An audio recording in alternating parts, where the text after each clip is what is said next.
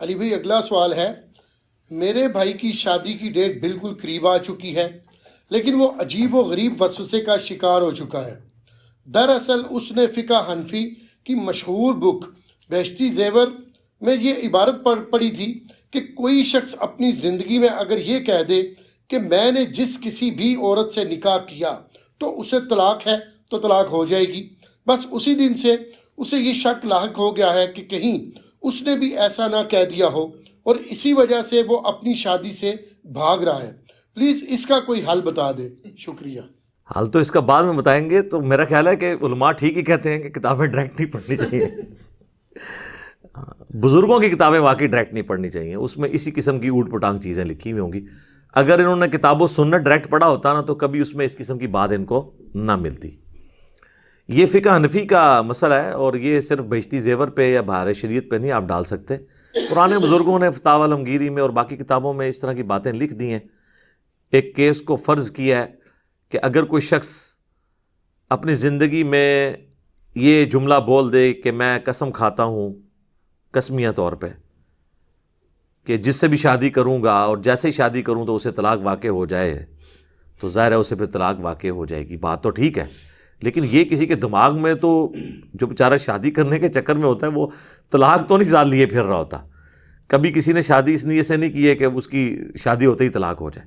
اس قسم کے فرضی مسائل لکھ کے لوگوں کو الجھا دیتے ہیں، اور پھر لوگ ہم سے مسائل پوچھتے ہیں۔ تو ہم یہی کہیں گے کہ آپ بزرگوں کی کتابوں سے توبہ کریں اور قرآن و سنت کی طرف آئیں۔ قرآن و سنت میں آپ کو اس قسم کی کوئی چیز نہیں ملے گی کہ جہاں پہ آپ کو فرضی کیسز بتائے جائیں، بل آپ کے اس اسپیسیفک کیس کو آپ قسم کی کیٹیگری میں زیادہ سے زیادہ فال کروا سکتے ہیں، حالانکہ انہوں نے قسم نہیں کھائی تھی۔ اگر یہ انہوں نے کہیں پہ یہ بات کہہ بھی دی ہے تو اپنی بات واپس لے لیں کہ جی میں اس بات سے پیچھے ہٹتا ہوں، اس کا کوئی کفارہ بھی نہیں ہوگا۔ ہاں اگر انہوں نے قسم کھائی ہے نا، پھر قسم ان کو توڑنی ہوگی اور اس کا کفارہ ادا کرنا ہوگا، جو سورۃ المائدہ کی آیت نمبر 89 کے اندر اللہ تعالیٰ نے قسم کا کفارہ بتایا کہ اگر کوئی شخص قسم کھا لے تو وہ قسم کو کیسے توڑے گا۔ اور اس میں بھی اللہ تعالیٰ نے فرمایا کہ اللہ تعالیٰ تمہاری جو لغو قسم کی قسمیں ہیں نا، جیسے عربیوں میں عام عادت ہے وہ بولتے ہوئے کہہ دیتے ہیں واللہ باللہ تاللہ، لیکن یہ وہ انٹینشنلی قسم نہیں کھا رہے ہوتے، یہ ان کی عام ایک تکیہ کلام ہوتا ہے۔ وہ ہم بھی اگر کہہ دیں نا اللہ کی قسم انٹینشنلی نہیں صرف بولتے ہوئے تو اس کا بھی کفارہ نہیں ہوتا۔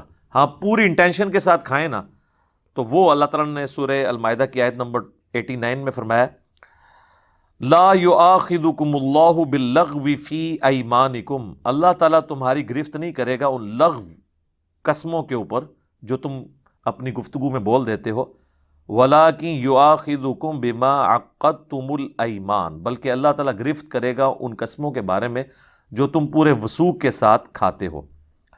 فَكَفَّارَتُهُ، تو اس کا کفارہ یہ ہوگا اگر کسی نے اپنی قسم توڑنی ہے، اطعام 10 مساکین، کہ وہ 10 مساکین کو کھانا کھلائے گا، اوسط درجے کا کھانا، یعنی آج کل آپ سمجھ لیں 100-150 روپے کا ایک وقت کا کھانا ہے تو 10 مساکین کو کھانا کھلا دے۔ من اوسط ما تطعمون اہلیکم، وہ اس لیول کا کھانا ہو جو وہ گھر میں بھی کھاتا ہے۔ یہ نہیں ہے کہ گھر میں وہ اعلیٰ کھاتا ہے تو باہر کہہ کہ نہیں جی وہ عیدی والوں کے پاس چلے جائیں اور فلاں کے پاس چلے جائیں وہاں تو 10 روپے کا بھی کھانا مل جاتا ہے، اس طرح نہیں۔ او کسوتہم، یا 10 مساکین کو پھر کپڑے لے دے اگر کھانے کا ارینجمنٹ نہیں کر سکتا۔ او تحریر رقبہ، یا ایک غلام آزاد کر دے۔ یہ آج کل آبسلیٹ ہو چکا ہے، غلاموں والا سلسلہ تو نہیں ہے، پہلے 2 آپشن ہی ہیں۔ لیکن اگر کوئی غریب ہے تو اس کے لیے اللہ نے فرمایا فَمَن لَّمْ يَجِدْ، اگر کوئی اس کی استطاعت نہیں رکھتا یا اس کو نہیں پاتا، فَصِيَامُ 3 ایام، تو وہ پھر 3 دن کے مسلسل روزے رکھ لے گا تو وہ کفارہ ہو جائے گا۔ ذَلِكَ كَفَّارَةُ أَيْمَانِكُمْ إِذَا حَلَفْتُمْ، یہ ان قسموں کا کفارہ ہے جو تم حلفیہ طور پر پوری انٹینشن کے ساتھ کھاتے ہو۔ وَاحْفَظُوا أَيْمَانَكُمْ، اپنی قسموں کی حفاظت کرو۔ كَذَلِكَ يُبَيِّنُ اللَّهُ لَكُمْ آيَاتِهِ، بالکل اس طریقے سے اللہ تعالیٰ اپنی آیات کھول کھول کر تمہارے لیے بیان کرتا ہے۔ لَعَلَّكُمْ تَشْكُرُونَ، تاکہ تم اس کے شکر گزار بنو۔ تو اللہ تعالیٰ نے قسم کا کفارہ بتا دیا۔ تو اب اس صورتحال میں اگر ان کو کوئی زیادہ وہم آ رہا ہے نا تو وہ اپنی قسم کا کفارہ ادا کر دیں تو وہ خود بخود ان کا وہ معاملہ ٹوٹ جائے گا اور یہ پورے کا پورا معاملہ یہیں پر ختم ہو جائے گا۔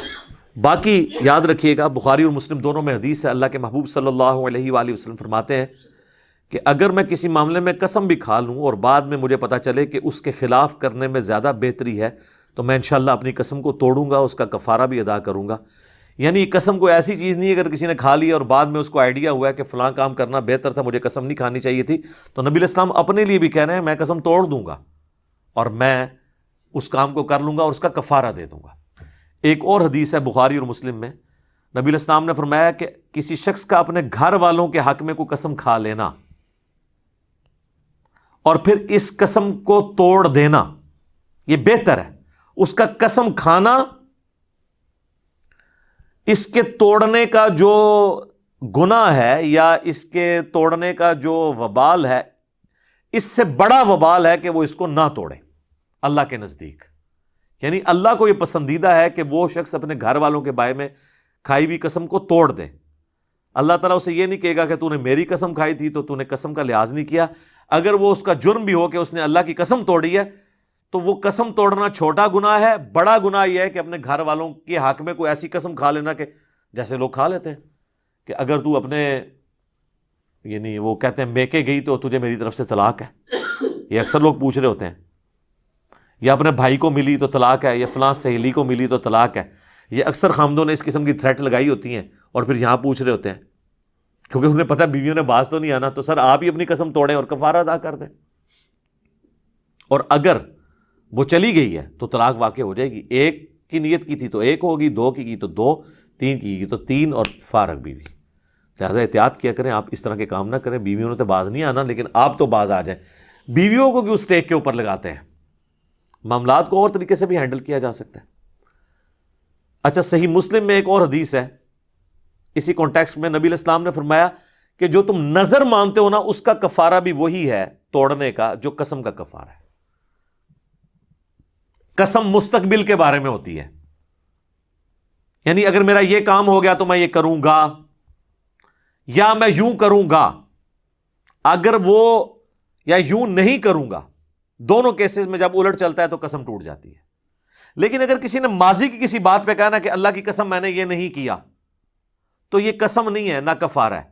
یہ ایک جھوٹی سٹیٹمنٹ ہے قسم کے ساتھ سپورٹیو. یہ قسم نہیں ہوتی، قسم مستقبل کے لیے ہوتی ہے.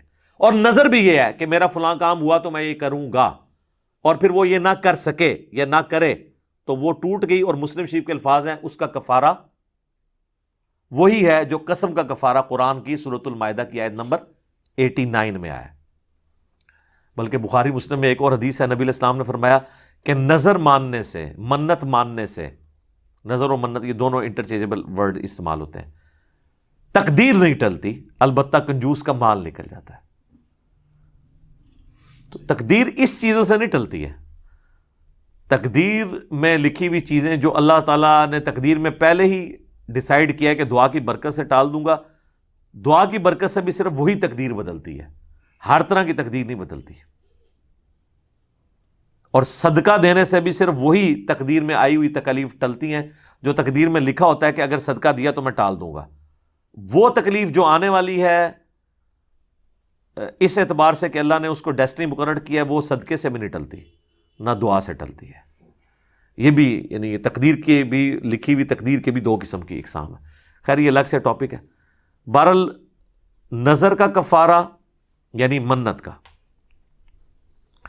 اور قسم کا کفارہ یہ سیم ہی ہے کہ آپ نے 10 مساکین کو کھانا کھلانا ہے یا ان کو کپڑے لے کے دینے ہیں، اور جب غلام والا سسٹم تھا تو غلام آزاد کرنا ہے. اور اگر کوئی اس پر استطاعت نہ رکھے تو وہ روزے رکھے گا. ڈائریکٹ روزے رکھنے سے کفارہ ادا نہیں ہوگا. اس حوالے سے ایک اور حدیث ہے، بخاری اور مسلم دونوں میں حدیث موجود ہے. نبی علیہ السلام نے فرمایا کہ اللہ کی نافرمانی میں جو کوئی شخص قسم کھاتا ہے تو اس کو پورا نہ کرے، اور نہ کوئی ایسی قسم پوری کرے کہ جو اس کے بس میں نہیں ہے. اب ایسی قسم بھی ہو سکتی ہے جو آپ کے بس میں نہ ہو. مثلا ایک شخص کہتا ہے میرا یہ کام ہو گیا، منت کے طور پہ وہ کہہ لے یا قسم کے طور پر میں روزانہ 1000 نفل پڑھوں گا. اب یہ کون پڑھ سکتا ہے؟ مشکل کام ہے. اچھا، بعض لوگوں نے یہ بھی قسم کھائی ہوتی ہے میں 100 گھروں سے مانگ کے نا اللہ کی راہ میں نیاز کروں گا. یعنی قسم تو منت تو منی ہے، مصیبت لوگوں نے پاتی ہے. اور بعض تو بالکل معصیت والی قسمیں ہوتی ہیں، یعنی میرا اگر بیٹا ہوا تو میں اس کی اتنی لمبی چٹیاں رکھوں گا اور اتنے سال کے بعد فلاں مزار پہ جا کے کاٹوں گا. تو یہ ساری جو اس قسم کی قسمیں یہ معصیت والی ہیں، گناہ والی ہیں، ان کو بھی آپ نے پورا نہیں کرنا. وہ بھی حدیث سنن نبی داؤد کے اندر موجود ہے، جامع ترمذی کے اندر موجود ہے، سنن نبی داؤد کے اندر بھی، کہ نبی علیہ السلام نے فرمایا جو اللہ کی نافرمانی میں تم نے قسمیں کھائی ہوئی ہیں نا، تو ان کا کفارہ ادا کرو، اس قسم کو پورا نہ کرو. کفارہ بہرحال پھر بھی دینا ہوگا، کیونکہ آپ نے غلط کام کی، وہ سزا تو آپ کو ملنی چاہیے نا، کفارہ تو آپ کو ملے گا. اور اس میں ایک اور بڑی مشہور حدیث ہے جو ابو داؤد کے اندر ہے. ایک صحابی نے منت مانی تھی کہ میں مقام بوانا کے اوپر اونٹ قربان کروں گا. ایک روایت میں آتا ہے 100 اونٹ. نبی علیہ السلام سے اس نے آ کے ڈسکس کیا تو آپ نے فرمایا دیکھنا وہاں پر کہیں زمانے جاہلیت میں کسی بت کی عبادت تو نہیں ہوتی تھی. ہائے ہائے ہائے، امام الموحدین صلی اللہ علیہ وآلہ وسلم. یا جاہلیت کا کوئی میلہ تو نہیں وہاں لگتا تھا؟ یہ نہ ہو کہ تم جاؤ تو کہو کہ بزرگوں کی یاد تازہ ہو گئی. اس لیے ہم کہتے ہیں کہ درباروں کے اوپر آپ نے اللہ کی راہ میں بھی خرچ نہیں کرنا، کیونکہ وہاں پہ غیر شرعی افعال ہو رہے ہیں. تو انہوں نے انشور کیا، تو پھر آپ نے فرمایا تم اپنی نظر کو پورا کرو، اور کوئی ایسی نظر پوری نہ کرو جو تمہارے بس میں نہیں، یا جس نظر کے اندر اللہ کی گناہ والا معصیت والا ایشو ہو، اس نظر کو بھی تم پورا مت کرو. اس موقع پہ آپ علیہ السلام نے یہ بات بھی ارشاد فرمائی. تو قسم کا بال کفارہ دینا پڑے گا. جس نے معصیت والی قسم کھائی ہے نا، وہ اس کو قسم والا معاملہ ہوگا.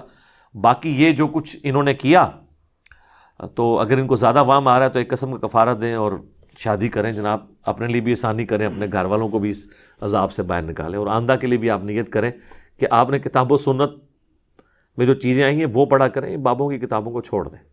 ٹھیک ہوگا جی؟ جزاکم اللہ خیر.